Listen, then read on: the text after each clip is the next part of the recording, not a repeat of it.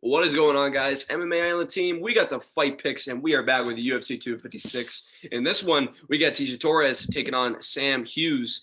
It was interesting, man. Tecia Torres was supposed to take on the rematch against Angela Hill. Angela Hill positive for COVID-19. A lot of fights on this card canceled due to COVID or revamped due to COVID, and this is one of them. And we get Tecia Torres taking on the debuting Sam Hughes. Going to be really interesting to see. Pass it on to Zach to start us off. So I know how I like to credit myself with cutting through recency bias. And one of the performances I bring up the most when it comes to this is choosing Tecia Torres over Brianna Van Buren. Because almost everyone was picking Brianna Van Buren because they saw Tecia Torres had this long losing streak. And they're like, it's going to continue. She doesn't have it anymore. And well, look what happens in that fight. Tecia Torres looks incredible. Her striking game was on point, and she dominates Brianna Van Buren, taking that decision and, announcing that she's back. Although I can't take too much credit. That was my first fight right, and I went 1 for 7 to start off the night. But anyways, I think everyone had a bad time predicting the Blades versus Volkov card. It wasn't a fun one to predict. Me especially. It's probably my worst one to date. But anyways, we know Tecia Torres. We know what she does. She's a great striker. Muay Thai, kickboxing is great. She has great combinations, great volume, and very good striking defense.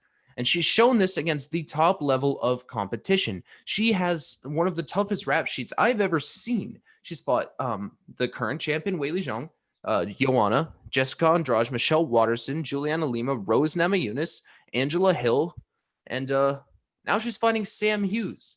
And as big of a step down as this is for Tecia Torres, this is as big of a step up for Sam Hughes. This is by far the toughest fight in her career. It's not even close. You look at the records of the people that Sam Hughes has fought at the time. Let's see. In her first 3 fights, debuting fighters. And then you got someone who is 3-1, 4-1, and then 4-1. Torres is 11-5. She probably has more wins than all of her past opponents put together. Now, that is insane to me. And from what I've seen out of Sam Hughes is that she's going to try and make this fight on the feet because her striking, especially against Vanessa Demopoulos, but I guess everyone's striking looks good against Vanessa Demopoulos. But anyways, her striking looked really good in that fight. But her striking is still not to the level what it needs to be to face Tecia Torres. Tecia Torres is by far the best fighter she's ever fought. And this is my lock of the night pick. Tecia Torres, I think, is going to win this fight pretty handedly. There's not too much to it. I just think that her striking and everything is going to be too good. Her takedown defense is going to be too good if Hughes wants to take it to the ground. Tecia Torres is winning a 30-27 decision. This is one of the easier picks you can make. Yeah. Tecia Torres decision, passing on. Michael.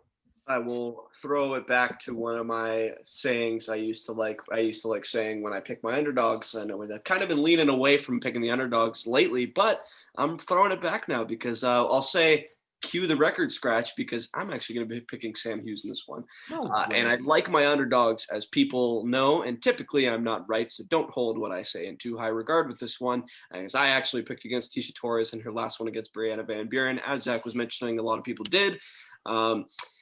And yeah, Tecia Torres looked very, very good in that one. The difference I think it makes here is because Brianna Van Buren is one of the smaller fighters in the strawweight division, not even hitting at 5 feet. Obviously, height doesn't mean too much, even with Tecia Torres sitting at 5'1".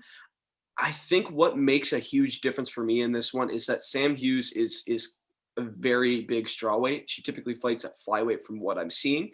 And I think that she's going to be taking a little bit more ground game into this one and kind of stealing rounds, which I think is a really underrated aspect into fights lately. A lot of people don't hold too much into that. Looking at the Brianna Van Buren Tecia Torres fight, Brianna Van Buren did take it to the ground and every now and then, landing only 2 takedowns, but getting 4 minutes and 34 seconds of control time throughout the fight. Striking, she didn't look too bad. She didn't throw nearly as much as Tecia Torres did. Tecia Torres outstruck her almost double, but I think the reason that she outstruck her actually double was because that she was throwing so much. Tecia Torres threw 160 strikes. Brianna Van Buren threw 68. So I think that's a huge difference. And I think that Sam Hughes is going to go in there and try to take her to the ground. I think seeing the Demopoulos fight for Sam Hughes getting choked to sleep in the 4th round isn't the greatest of looks. And I totally agree with you. This is a huge step down for Tecia Torres. If you look away from the Brianna Van Buren fight, the past Still a step down from Van Buren. And this is a huge step up. This is a huge step up for Sam Hughes. But I don't know, man. I like my underdogs. I like my young fighters, and I do like the fact that she's a taller fighter because. And I know I always talk about height, being a shorter dude. I was about to say, you hate people who say the height is you're contradicting yourself. No, because I was going to mention this, and I know how I like to mention that height doesn't play a huge factor into this. But typically where I like to mention that height doesn't play a huge factor is the ground game, because being such a ground game type fighter, it's like I'm not a fighter, but I like my ground game. I love practicing it, even when I'm sparring with friends and stuff like that. I like to bring the fight to the ground rather than some people are talking about boxing. It's like, nah, man, I want to take it to the ground. That's why I want to see all these YouTuber fights. I want to see them do MMA or like submission specialists and stuff. You know what I saw? This is so off topic, but the Schmo challenged Ariel Helwani to a grappling match. Yep, That I would saw have that been too. awesome. That would have been awesome. Anyways, but man, I just think that the height of Sam Hughes and the length of Sam Hughes is going to play a huge factor into this one. I don't think Tecia Torres is going to be able to land as much as she wants to, and especially the way she did against Brianna Van Buren. Because as much as I like to mention how much height doesn't play a factor in the striking game, it typically does, unless you're facing a shorter fighter that's got this crazy, amazing, like spinning, kick heavy striking game, which Tecia Torres doesn't. She's more of just a volume striker going out there and trying to pick you apart. I see Sam Hughes taking the fight to the ground, kind of keeping it there from now on. And I think Sam Hughes via decision, with her being such a huge underdog, might be a nice parlay piece if you want to. No, you never. Don't parlay underdogs. Don't listen to him. Say Don't that. parlay underdogs. I love parlaying underdogs. No, that's how you lose money. That's how you get the money. If you get No, that's how you tip the bookies.